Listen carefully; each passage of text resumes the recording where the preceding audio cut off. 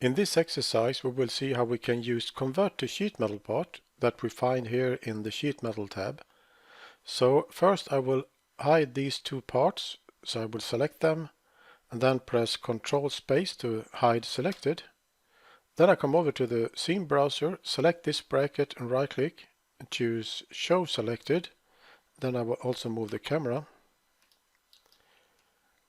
So now when the bracket is selected, I come up here to click Convert to Sheet Metal part.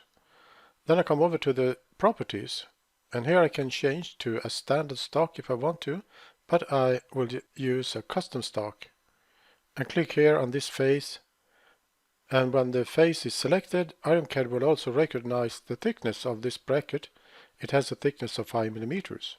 And all adjacent faces will also be selected. So when they are selected, I will click OK. And we see now that the bracket is suppressed, but a new part has been created, a sheet metal part. So now when I have a sheet metal part, I can come over to the starter catalog and open this group, sheet metal group, double click the folder, and I can use some sheet metal features. For instance, I can add a stock, click add stock or drag add stock and drop it here.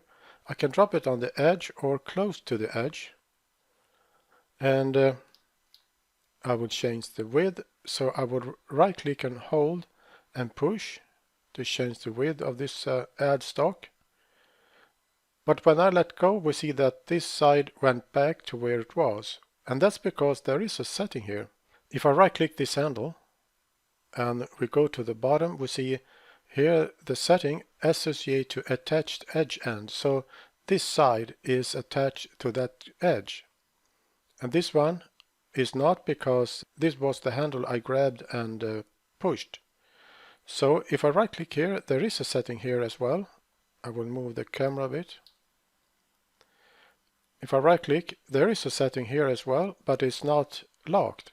So if I click here, it will go back to this edge. So this side is also attached to that edge. And the reason why there is a setting is if you were to change the width of this bracket, this add stock would also change the width, because it is attached to these two edges.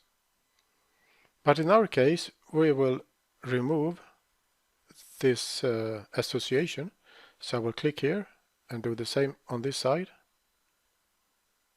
like so. So now I can right click and hold and push, change the width to 80 and hit enter. And I will also click this handle to change to 40 and hit enter.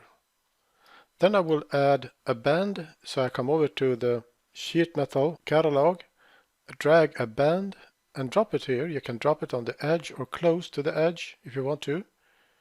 And I will right click this height handle here, right click and choose edit distance from point, and I will click here, type 30 and hit enter. Then I will change the radius, so I will right click this radius handle and choose edit radius, and because of my settings the inside radius is now 2 mm in my case, but I will uncheck this box and change the inside radius to 5 and click OK. So now we have made some changes to this bracket. So I want to create an unfolded part of this bracket now, so I select it and right click and choose unfold, and I have got a unfolded part.